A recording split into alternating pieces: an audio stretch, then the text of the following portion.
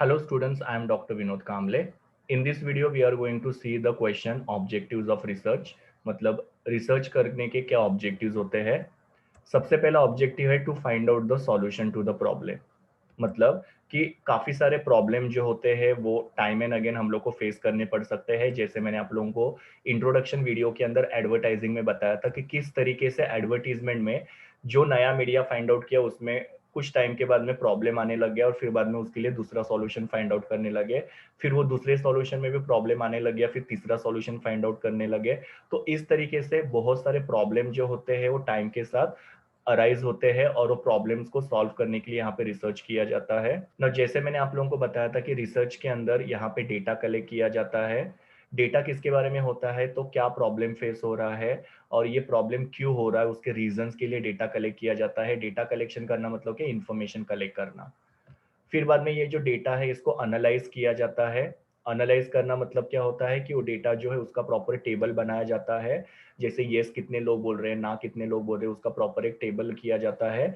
और फिर बाद में वो डेटा को इंटरप्रेट किया जाता है। इंटरप्रेट करना मतलब वो डेटा क्या कह रहा है। जैसे मैक्सिमम लोग यस बोल रहे हैं या मैक्सिमम लोग ना बोल रहे हैं, ये हम लोग को फाइंड आउट करने में डेटा जो हेल्प करता है, उसको इंटरप्रिटेशन ऑफ डेटा बोलते हैं। और उसके बाद में फिर हमको प्रॉब्लम पता चलता है और फिर उसका सॉल्यूशन हम लोग यहाँ पे फाइंड आउट कर सकते हैं।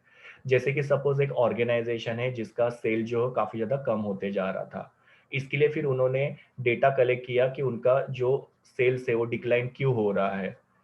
और फिर ये डेटा को उन्होंने एनालाइज करके उसके बेसिस पे उन्होंने सॉल्यूशन फाइंड आउट किया। तो इस तरीके से रिसर्च जो होता है वो कोई भी प्रॉब्लम होता है उसका सॉल्यूशन फाइंड आउट करने में हेल्प करता है।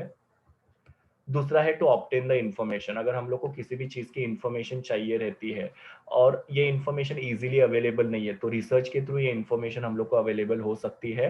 अलग अलग टाइप की इंफॉर्मेशन यहाँ पे रिसर्च के थ्रू कलेक्ट की जा सकती है। जैसे कि कंज्यूमर को क्या अच्छा लगता है, जिसको कंज्यूमर प्रेफरेंस बोलते हैं। कॉम्पिटिटर की स्ट्रैटेजी क्या है, प्रोडक्ट की डिमांड कितनी है, इकोनॉमिक कंडीशन कैसी है, जैसे कि रिसेशन चल रहा है या इन्फ्लेशन चल रहा है।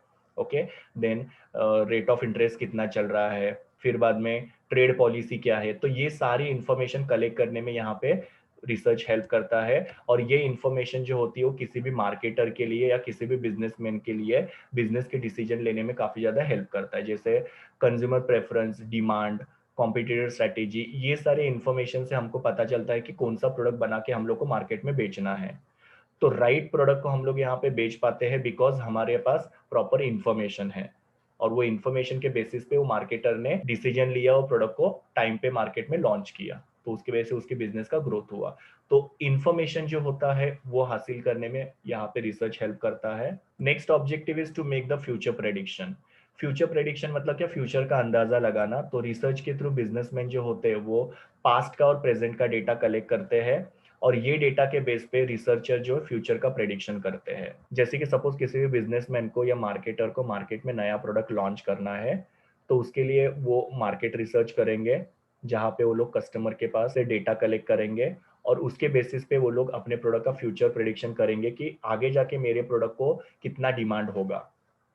अगर सपोज वो इन्फॉर्मेशन से उनको ये पता चलता है कि आगे जाके मेरे प्रोडक्ट के लिए काफी ज्यादा डिमांड होगी, तो वो नए प्रोडक्ट को प्रोड्यूस करके मार्केट में लॉन्च करेंगे। पर अगर उनको ऐसे लगा कि आगे जाके मेरे प्रोडक्ट के लिए कोई डिमांड नहीं होगा, तो ऑब्वियसली वो लोग वो प्रोडक्ट को बना के मार्केट में लॉन्च करेंगे नहीं।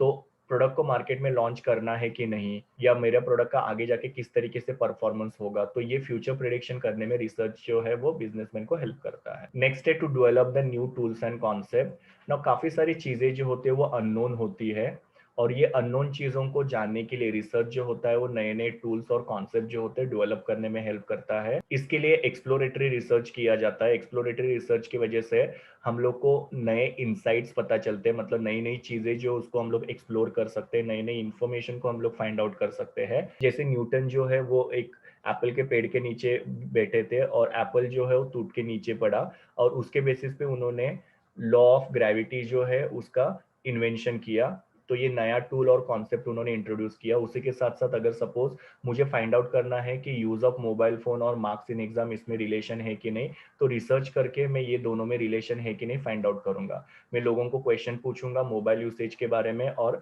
एग्जाम में मार्क्स के बारे में। और वो डेटा के बेसिस में मैं ये दोनों में रिलेशन है या रिलेशन नहीं है वो रिसर्च करके फाइंड आउट कर सकता हूँ। या फिर हम लोग ऐसे बोल सकते हैं कि इनकम और एक्सपेंडिचर में रिलेशन है कि नहीं, तो मैं लोगों को पूछूंगा कि आपकी इनकम कितनी है और आप कितना एक्सपेंडिचर करते हो, तो मुझे पता चलेगा कि ये दोनों में कितना रिलेशन है, बहुत ज्यादा रिलेशन है या बहुत कम रिलेशन या बिल्कुल रिलेशन नहीं है। ये सुनो, तो ऐसे अलग अलग नई चीजें हम लोग को फाइंड आउट करने में रिसर्च हेल्प करता है। और लास्ट वाला है to verify and test the existing laws and theories.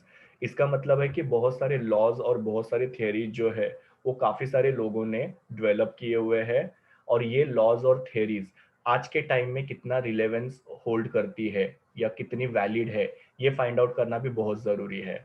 जैसे लॉ ऑफ डिमांड जो अल्फ्रेड मार्शल ने काफी सालों पहले बनाया था, तो ये लॉ ऑफ डिमांड आज एप्लीकेबल है कि नहीं, कि इसके अंदर क्या चेंजेस हुए हैं, ये फाइंड आउट करने में रिसर्च हेल्प करता है। जैसे कि अल्फ्रेड मार्शल ने लॉ ऑफ डिमांड में बोला था जब प्राइस बढ़ता है तो डिमांड कम होता है और प्राइस कम होता है तो डिमांड बढ़ जाता है। पर आजकल कैसे हो गया कि अगर सपोज कोई नेसेसरी चीज है जैसे दवाई खरीदनी है, तो ऑब्वियसली उसमें प्राइस नहीं देखा जाता है, भले ही हाई प्राइस रहेगा तो भी लोग ज्यादा डिमांड करेंगे। या कभी कभी इंसान जो होता है काफी ज्यादा हैप्पी मूड में होता है, और हैप्पी मूड में होने की वजह से भले ही कितना भी चीजों का दाम ज्यादा रहेगा फिर भी वो प्रोडक्ट को वो कस्टमर परचेज करेगा। तो लॉ ऑफ डिमांड आज के टाइम पे ऑब्वियसली एप्लीकेबल है, बट उसके अंदर बहुत सारे चेंजेस हुए हैं, और उस हिसाब से वो थ्योरी को हम लोग क्या कर सकते हैं, अडेप्ट कर सकते हैं। मतलब पुरानी चीजों को एज इट इज अडेप्ट नहीं करना है, पुरानी चीजों जो है उसमें कुछ चेंजेस हम लोग को करने हैं, बिकॉज पुराने टाइम पे वो चीजें काफी ज्यादा इंपॉर्टेंट रोल प्ले करती थी। अभी के टाइम पे उसमें थोड़े से चेंजेस करना जरूरी है और उसके बाद में उसको यूज करना जरूरी है। ओके, जैसे कि हम लोग देखते हैं कि हमारा कॉन्स्टिट्यूशन जब बनाया गया था तभी सिचुएशन अलग थी, और वो सिचुएशन को ध्यान में रख के उसके हिसाब से कॉन्स्टिट्यूशन बनाया गया था। पर आजकल के टाइम पे सिचुएशन काफी ज्यादा चेंज हो चुकी है, तो इसके लिए कॉन्स्टिट्यूशन में टाइम टू टाइम अमेंडमेंट किए जाते हैं। तो सेम तरीके से जो भी हमारे पुराने लॉज है और थियरीज है वो आज के टाइम पे कितना रिलेवेंस होल्ड करते हैं, ये भी रिसर्च के थ्रू यहाँ पे फाइंड आउट किया जा सकता है।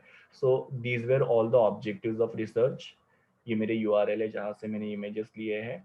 Thank you students, please do like, share, comment and subscribe to my YouTube channel, and also recommend my channel to your friends. We will meet in the next video.